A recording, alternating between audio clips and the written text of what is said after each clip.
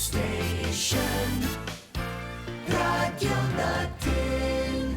Sa Pilipinas, iisa lang ang radyo. Dito'y Pilipinas, may isa lang tiradyo. Sa Pilipinas, isa lang bay ang radyo. DZRH Nationwide at Radyo Natin Network ng Manila Broadcasting Company. Sa Pilipinas, iisa lang ang radyo. Manila Broadcasting Company.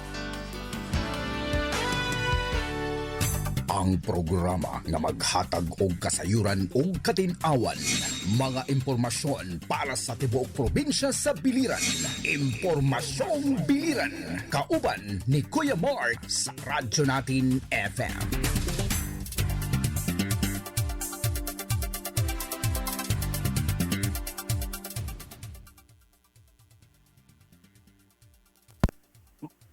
Malipayon nga adlaw ug maayong buntag kaninyong tanan sa binagyod sa atong mga kaigsuunan sa tibuok dinhi sa probinsya sa Biliran. Kumusta kamo? Hinaot untang naa mo sa maayong kamutangan. Haluyo paghihapon no sa atong giatubang problema sa tibuok katilimban mahitungod kining COVID-19. So ang ato pipila ka mga kaigsuunang biliranon malipayon po gihapon sa gibuhat nga activity kung diin gibisita ta mga kaigsuunan sa nagmamangulo mismo no sa Department of Labor and Employment o KONDOLE. So akong tamutagaan ha og impormasyon unya mga detalye no inatay dako nga bisita sekretary sa DOLE personal gyud ni bisita dinhi sa atong probinsya aron personal no nga ipaabot ang mga hinabang gikan sa gobyerno, then of course sa effort gihapon sa atong gobernador, sa atong congressman, then sa tanan gihapon nato nga mga chief executive. Anyway, welcome sa atong programa diri sa 103.9 Radyo Natin Nabal, ang impormasyong biliran. Ang programa nga maghatag kaninyong kasayuran, impormasyon kung unsa ang gihimo nga mga pitad ug programa no sa atong gobyerno, then upod gihapon sa atong mga leaders diri sa tibuok nga probinsya sa Biliran. Kundiin mga kaigsuunan, we are live no all over the world, pinaagi sa atong Facebook Live. Then syempre naggihapon ta mga kaigsuunan no sa radio via FM band. Oo, i-dial lang din ha sa inyong tagsa-tagsa nga mga transistor radio, bisag gihapon diha sa inyong cellphone.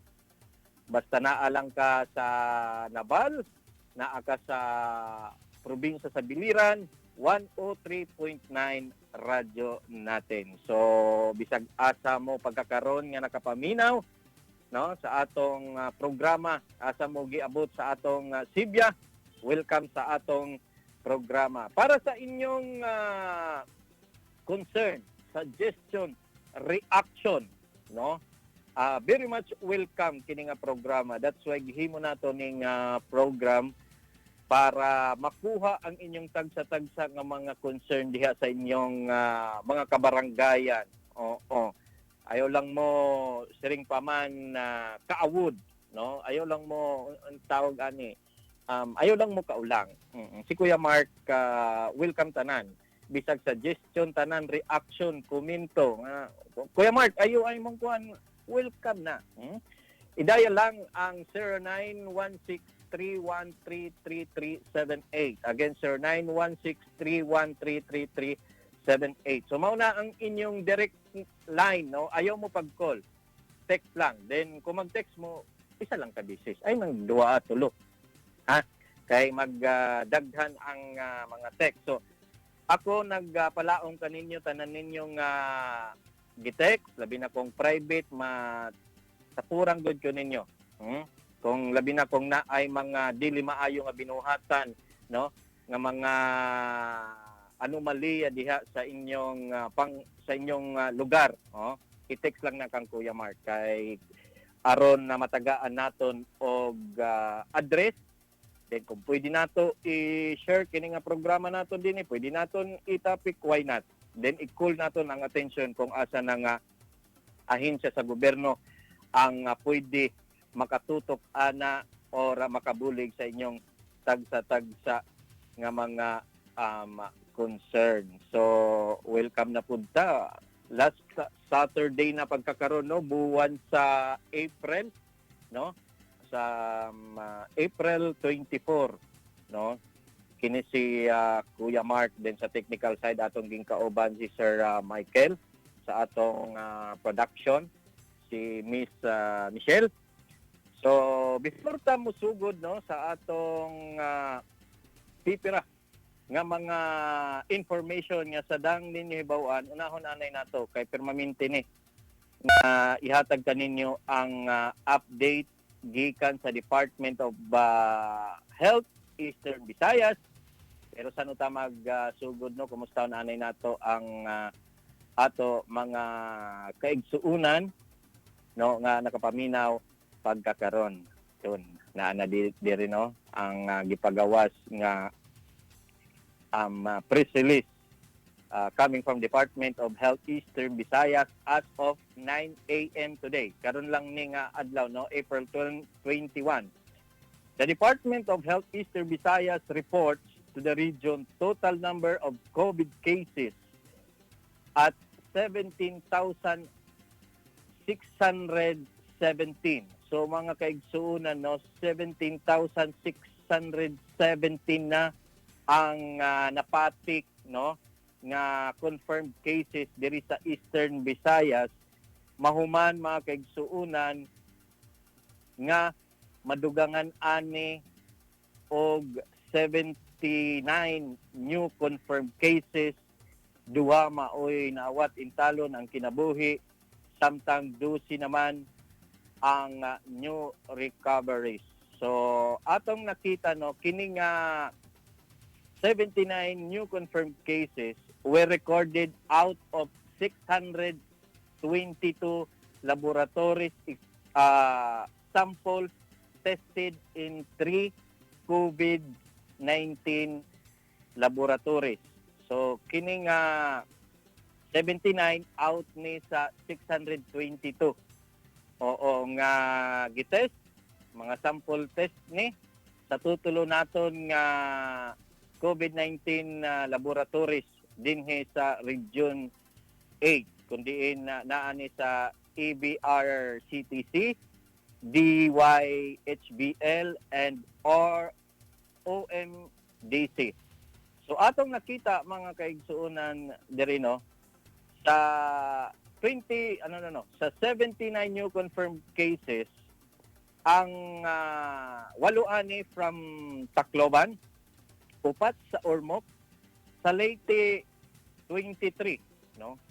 Ang usa ani Tagalang-alang, Burawin 4, Carigara 1, Dagami 2, Dulag 1, Hilongos 1, Inupakan 1, Leyte 1, Palo 8, no.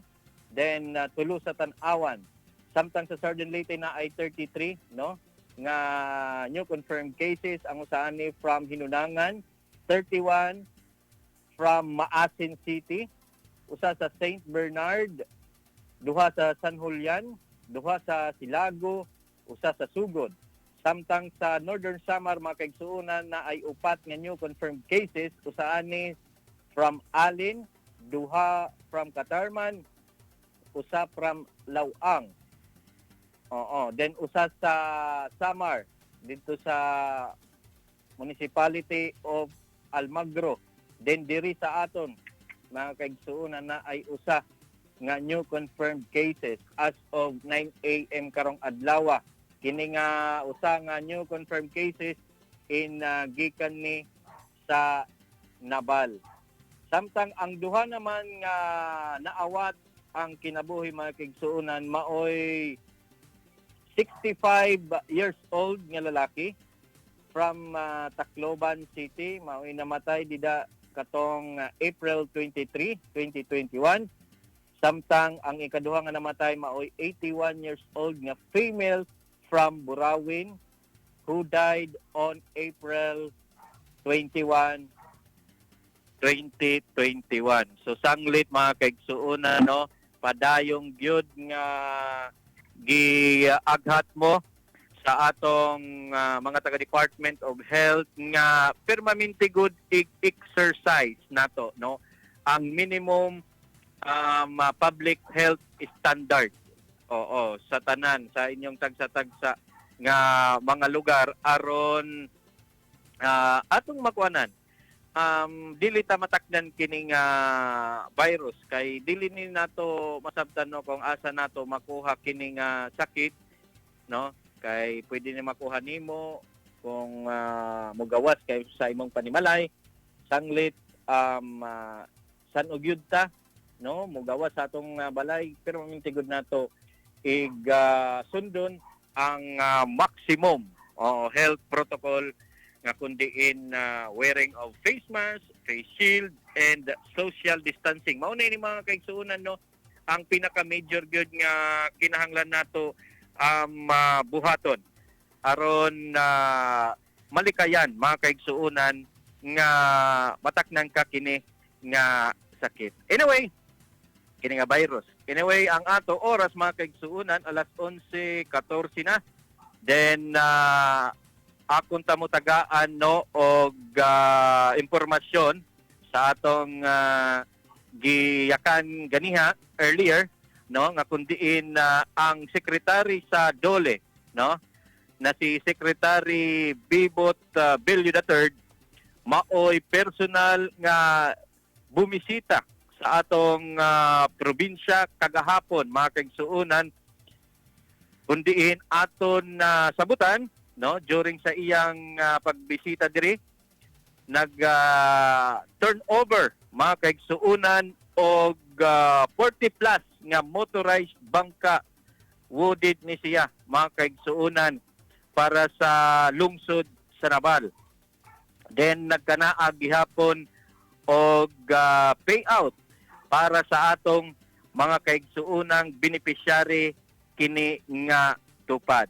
Siyempre, during the turnover, no, sa turnover ceremony, then gibuhat gihapon nga payout para ni sa tupad, presente ang ato gobernador, no, diri sa probinsya sa Biliran nga si Governor Rogelio Espina, kauban mga kaigsuunan, no, si Congressman Jerry Boy Espina, kundiin sa atong nakita, no, nga information, no, ni Congressman Jerry Boy Espina, no, niabot og 3,500 beneficiaries, no, sa tibuok nga probinsya sa Biliran kini nga tupad program. So kini nga tupad program gikan ni mga kaigsuunan sa gi-allocate nga congressional fund ni Congressman Jerry Boy Espina. So ang ato duha ka leader diri sa atong probinsya si Congressman Jerry Boy Espina, kauban ang ato gobernador, then pila ka mga mayor in nag-attend gihapon ni siya. So personal gihapon nga nagtambong, no, ang ato mayor diri sa lungsod sa Nabal na si Mayor Gerard Espina, si Mayor Olimba atong gihapon nakita, no. Then ang Vice President pinaagi kang Dr. Caneso, maoy kauban gihapon sa gibuhat nga activity gahapon, and of course kang Mayor Haguros of Almeria. So congratulations, no, sa atong mga kaigsuunan nga nakapahimulos mga beneficiary ni sa tupad program gikan sa DOLE. Man amon akon lang mo tagaan og gamay, no, nga idea kay kini nga programa, no, taas-taas mga kaigsuunan, no, nga gipunduhan ni Congressman Jerry Boy Espina kini nga tupad. Kay kini nga tupad madako gyud ni nga bulig labi na mga beneficiary nato sa tupad kay magtrabaho lang sila no diha sa ilang tagsa-tagsa nga mga lugar, tagsa-tagsa nga mga barangay, makadawat ni sila og minimum wage. So kung pila ang minimum wage diri sa atong probinsya no maoy madawat sa usa ka beneficiary. So, based sa gipagawas no nga post ni Congressman Jerry Boy Espina, nagpasalamat gud siya kang Secretary Bello III sa personal niya nga pag-attend kining payout no sa pipila nga mga municipality, pipila nga mga lungsod diri sa tibuok nga probinsya sa Biliran no niabot og 3,500 nga beneficiary entire province. So dinhi sa probinsya. So maunay maayo mga kaigsuonan no nga ang ato governor, congressman ay naghiusa mga leader nato kay kini gihapon nga mga leader kini si Secretary Bilyo dili na mo kanhi sa atong probinsya kung dili niya nakita kini nga mga leader naghiusa unsa nga mga programa nga makapahimulo sa atong mga beneficiary sa atong mga kaigsuonan nga nanginahanglan no di paniguruhan sa atong mga leader dili nimo tambong panggahatag gihapon og mga assistance or kini nga mga programa. For example kini nga tupad kay dili lang tupad mga kaigsuonan nag-turnover gihapon og mga wooded bangka. Kini nga ni para sa atong mga fisher folks no sa atong mga fisher folks kay sila gyud ang ato mga kaigsuonan nga moadto sa kadagatan manguwag isda aron iba gihapon sa atong pipila nga mga merkado sa tibuok nga probinsya sa Biliran. So sanglit salamat ta no nga naatay mga leader nga ang ilang panglantaw, ang ilang pangunahuna pagbulig sa atong igkasi Biliranon na ang ila kasing-kasing si Congressman Jerry Boy Espina labot lang gani no kini nga mga tupad program nga iyang gibuhat labot lang sa mga infrastructure nga iyang gipanghunahunaan labot lang sa pipila nga mga panghatag financial assistance nang hatag og mga mga walking canes, mga wheelchair na apay panibag-o nga gibuhat niya nga dako gihapon nga impact no para sa atong mga kaigsuonan nga nanginahanglan gud og bulig. For example kang Raby no nga nakakuha tag update tapos nang iya first nga operation then papahuwayon siya para sa next liwat nga session no sa para aron tambalon ang giantos nga sakit. Then labot lang no Congressman Jerry Boy Espina nanumdum mo mga kaigsuonan diha sa Facebook nga na ay nag-viral no kung inyong masabutan na ay nag-viral nga intalon ang usa nato ka igsuon sa barangay Bunga no na si Rodelio Tualya no maoy nag-viral no nga siya ay nagpasalamat bisag haluyo no sa atong giabat nga dili maayo nga panahon may tungod kining bagyo nga nakaigo na nagsignal number 2 man gani ang Biliran kung dili ko nagsayop no pasalamat siya kay iyang birthday kanang adlaw bisag na ay malain niya panahon giandaman siya og spaghetti niyang mama so sugad lang ni naka-touch sa atong mga kaigsuonan that's why nag-viral siya daghan na gani kuno mga mga network company no nga niadto sa iya mobisita nag-interview kay dili lang dali-dali ka mo viral mag-post ka nga pasalamat ka sa imong kuha nga mga grasya dili lang dali ka mag-viral pero kini siya kakaiba sa gipost kini nga bata no pero atong nasabutan nga mga 2 weeks pa lang namatay ang iyang tatay then iyang nanay mga more than hapit nag 30 years mga 20 plus years na nga nag tutdo como teacher Then labot lang naa pa sila'y anak o igsuon kini nga nag-viral nga si Rodilio, kani naa siya'y person with disability na by kuan special child nga anak gihapon or igsuon kini nga nag viral. So si Congressman Jeriboy Espina dagmit nakasabot, no? Then syempre kay si Congressman Jeriboy Espina ang pangunahuna na aman sa atong mga kaigsuonan ang pagtabang. So largo mga kaigsuonan nga nagpaabot og birthday, no?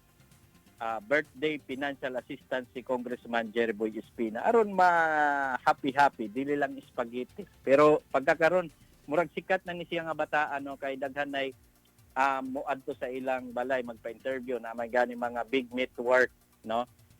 Company nga ni adto, then interviewhon, oo, na may mga ipasalida ang istorya sa iyang kinabuhi.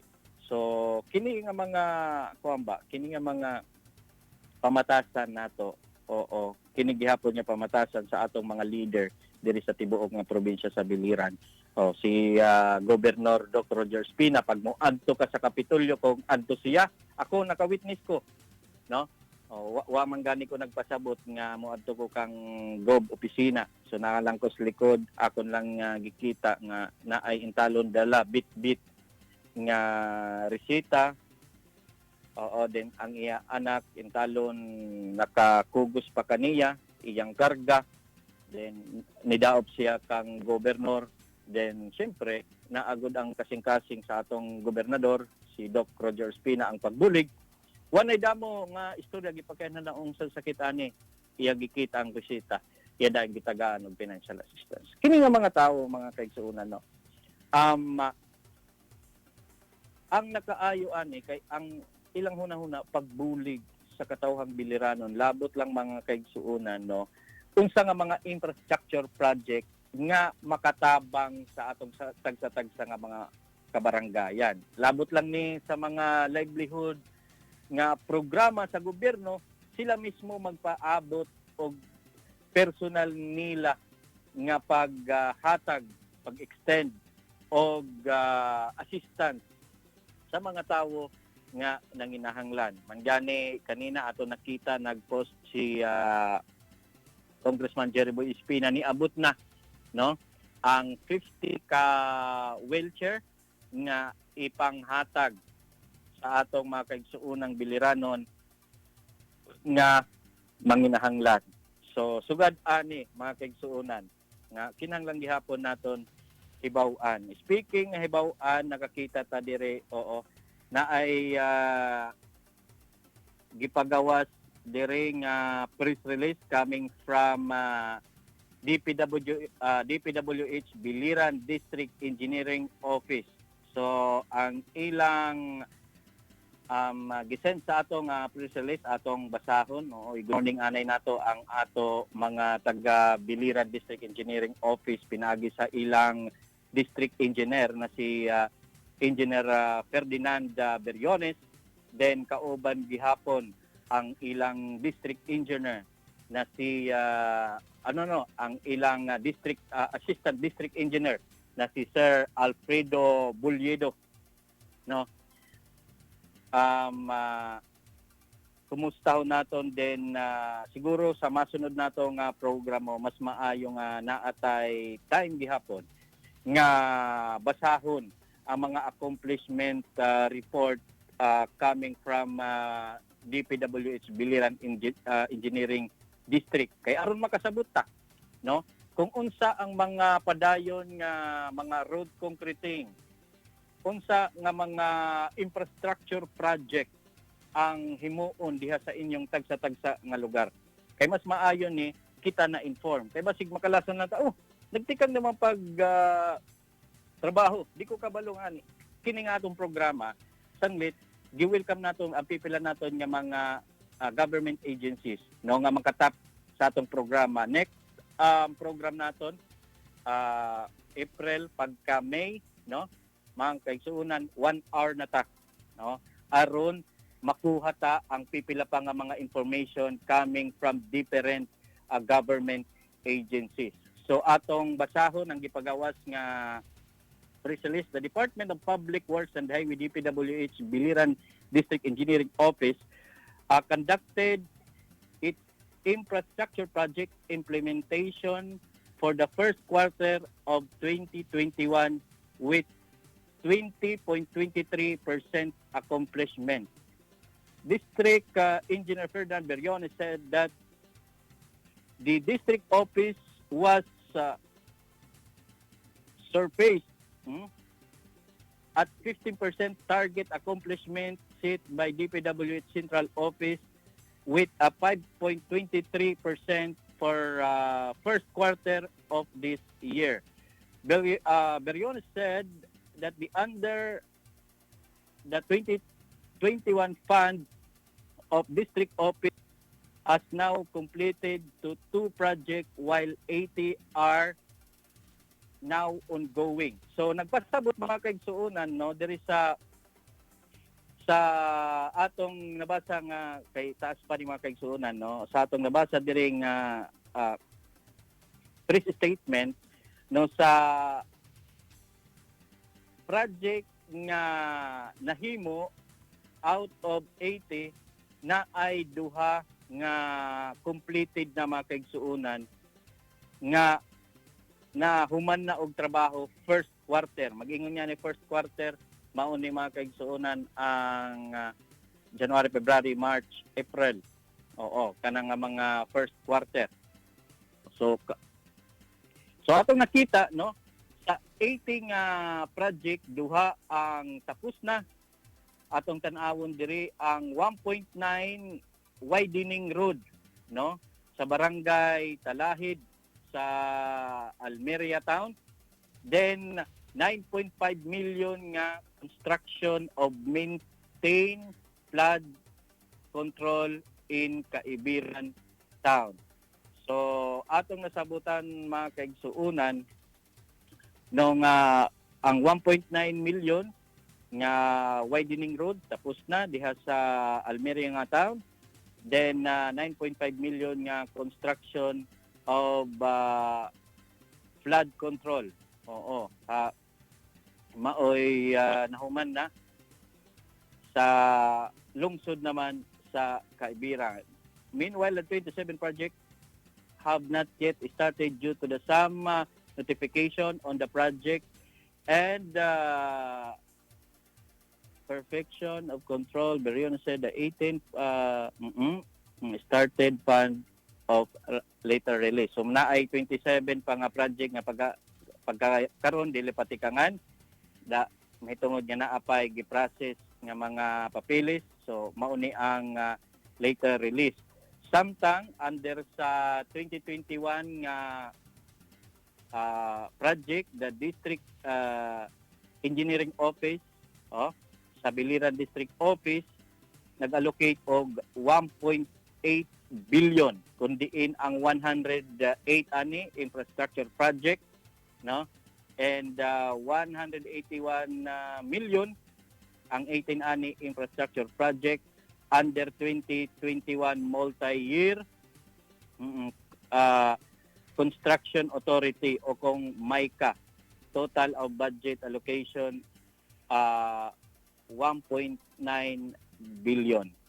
So kini nga mga project mga kaigsuunan kini nga naka-allocate nga 1.9 billion under sa Biliran District Engineering Office, a majority major projects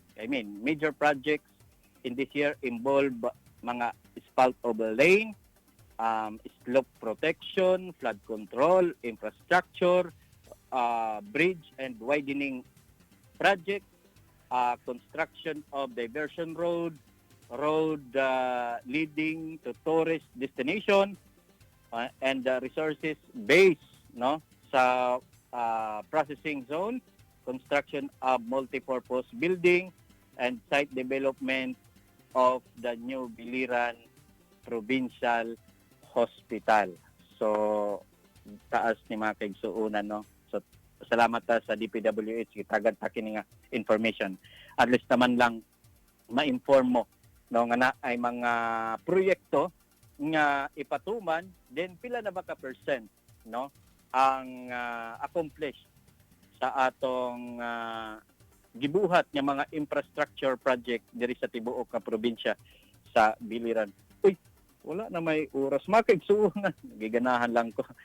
Okay lang, mag-practice ta kay next nato nga program 1 hour na ta. Next Saturday mag-start na nato then start na pud ta pagkadto sa mga pipila nga mga government agency. So pasalamatan anay nato ang ato syempre mga kasugbong kini nga programa ang provincial government of Biliran pinaagi sa atong gobernador si Doc Roger Espina.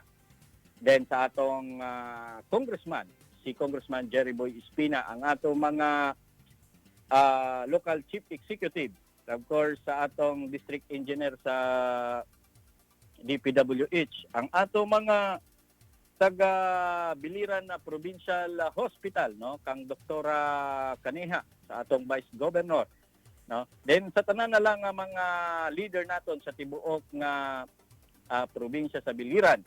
Then of course sa technical side pinaagi gikasugbong nato si Sir Michael Aguilos, no.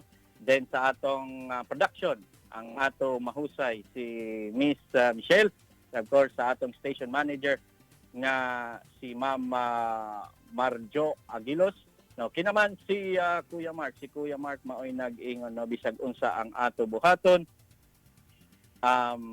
Diyos ang unahon. Maayong paniudto, maayong butang kaninyong tanan. Yan, may God bless us all. Bye-bye!